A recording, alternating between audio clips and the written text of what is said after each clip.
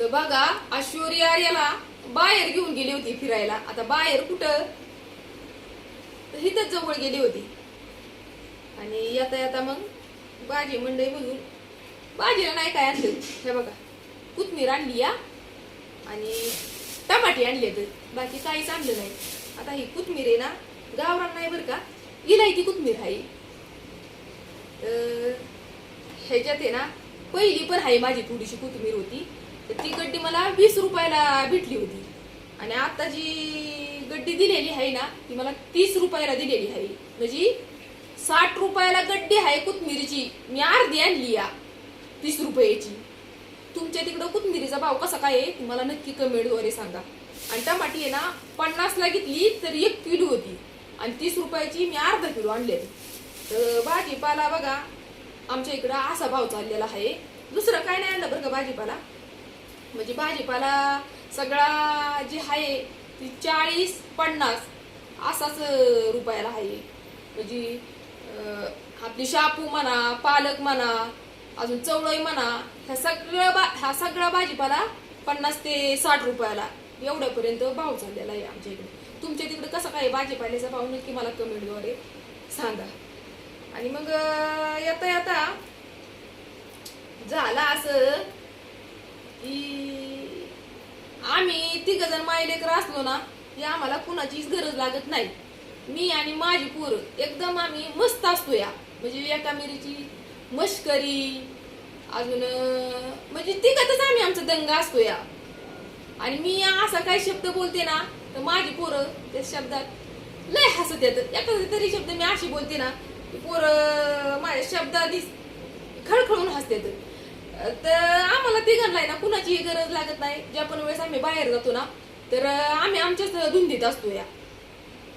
पण आज झालं असं की आता आता आमच्या तिघांचा एक विषय निघाला होता. आता विषय निघालेला असा की शौर्य काय म्हणला की मम्मी मला गाडी चालवायला येईल का.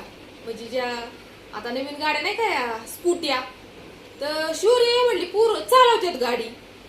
मग मी त्याला काय म्हणलं की तुला लगेच येईल बाळा गाडी चालवाय का, तर तुला सायकल येते ना. म्हणलं गाडी लगेच येईल चालवायला. आर्या काय म्हणली मम्मी मला येईल का गाडी चालवायला. तर मग मी काय म्हणलं बाळा तुझी हाईट कमी आहे, तू ज्या वेळेस हायटेड बसशील थोडीशी तेव्हा तुला पण येईल गाडी चालवायला, तुला पण सायकल येते. बरं आमचा तिघांचा तोच विषय चालला होता रस्त्याने चालता चालता. आणि आमच्या पुढं एक बाई होती. आता ती बाई जी होती तिची पण हाईट लय कमी होती. बरं ती हे सगळं ऐकत होती, पण तिचं असं झालं की आमचे जे काही विषय चालला होता तो तिने अर्धाच ऐकला. फक्त तिने एवढंच ऐकलं की कमी हाईटवाल्यांना गाडी येत नाही चालवाय, हेच फक्त तिने मुद्दा ऐकला. बरं झालं असं तिचं असं डोकं सटाकलं म्हणता इतकीची ती बडबड करायला लागली मला आणि लय एडवाकडं बोलायला लागली मला. बरं मी तिला काहीच बोलले नाही ना, तिचं माझं काही घेणं देणं नाही. आमच्या तिघांचाच आमचा विषय चालला या. आता देवा मी म्हणलं मावशी झालं काय तुम्हाला.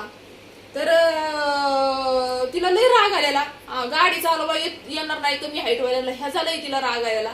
बरं काय घेणं नाही देणं नाही, तिचं असं झालेलं योग कळीन बस पाटकुळी. अहो मावशी मी म्हणलं तुम्हाला नाही म्हणले मी माझ्या पोरांचा माझा विषय चाललाय. मावशी काही दबच घे ना अजिबात. मावशीचं तोंड असं फाटफाट फाटफाट करत होतं. मावशीला वाटलं पोरं हसायला लागली. मावशीला असं वाटलं की ही आता आपल्याला घाबरली. बरं मावशीला कुठं माहितीये मी किती बेकार आहे ती. अहो मावशी तुम्हाला नाही बोलले, तुम्हाला नाही. मावशी काय गप गुमान घेईना, गपच घेईना, शांतच बसा ना मावशी. मग मग मग माझं खरं रूप मावशीला मी दाखवलं. मावशीला जसं माझं खरं रूप कळालं तसं मावशीने जी तांगट पळाली मावशी. मी म्हणायचे मावशी थांब, तुला ज्या का मला बघू दे, थांब मावशी. बरं मी पण सटाकलेले डोक्यात. मावशीला म्हणलं थांब धर जरा, आता तुझी मी बरोबर सोय लावते, थांब मावशी. कारण मावशीने माझं 5 मिनिटांमध्ये माझं असं डोकं हलवलेलं. बरं मावशीची माझ्या पुढं गेली ती गेली असं एक थोड्याशा अंतरावर कासरावर अंतरावर गेली आणि मी पण मावशीच्या अशी पाठीमागत मी मावशीची हात धुवून लागलेली, कारण मावशीने माझं डोकं जे हरवलेलं ना, तर तुम्हाला मी सांगू शकत नाही मावशी किती मला बोलली होती ती. मग मावशी पलीकडे गेली रस्त्याच्या, मी मावशीच्या पाठलाग. पोरं मला अडवायला लागली, पण मी काय दबाना. मी म्हणलं थांबा आता, मावशीचं जरा मस्ती जिरवू द्या. मावशीची मस्ती जिरवल्याशिवाय मावशीला नीट सांगितलेलं मावशीला काहीच तिला कळणार.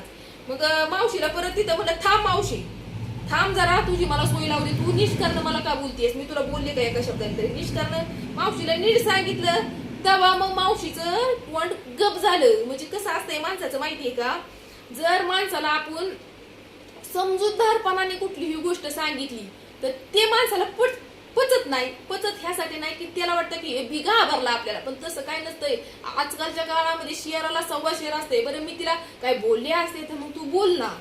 बरं मी तिला काय शब्दांनी पण बोलले नाही तरी मावशीनी जी गुणगुण लावलेली, तुनच लावलेलं माझ्या पाठी. मग आत्ता रे देवा म्हणलं बळणी कुठं. मी तसं कुणाच्या नादाला लागत नाही, पण कोण जर नादाला लागलं तर त्याला असा पक्क करते की त्याने परत आपल्याकडं मावशीने परत पाठीमागं वळून बघितलं नाही, मावशी तुर तुर तुर तुर तुर तुर अशी बुगा पळाली. मी म्हणलं आज मावशीचं घर शोधून काढायचं, तिथं जाऊन तमाशा करायचा म्हणलं. माझं डोकं हल्लेलं, तर मावशीने 5 मिनिटातच माझं डोकं हलवलं ना, असं डोकं हलवलं. तर बघा असं एक किस्सा झाला, तर तुम्हाला थोडक्यात कळलंच असेल की माझं डोकं किती हलवलं असेल मावशीने. बरं तिला काय बोलले नाही ना, बोलले तर ठीक आहे, नाही न बोलताच ये ग कळीन बस पाटकुळी झालेलं माझं. म्हणजे तिचं झालेलं की ये ग कळीन बस पाटकुळी, गावाला कुणाचं ते आहे ना काहीतरी म्हण, तर तसं झालेलं बघा मावशीचं. मावशी काय घरातून सटकून आलेली काय माहिती कुणाचं तरी डोकं खाऊन घरीच तिच्या. तर बघा अशी असते तर माणसं बघा काही सहसा मी गुलाच्या नादाला लागत नाही, पण नादाला जर लागलं ना कोण तर त्याला लय पक्क करते बरं का. आणि मला आता हसायचंय परत. चला मग एवढ्यातच व्हिडिओ मी स्टॉप करते. पुन्हा भेटूया एका परतच्या नवीन व्हिडिओ मध्ये. आणि हा व्हिडिओ लय मोठा झालेला आहे, तर संपूर्ण व्हिडिओ बघितल्याबद्दल तुमचं सगळ्यांचं मनापासून धन्यवाद करते. तर ठेवते बरं का आता. टाटा बाय बाय सगळ्यांना.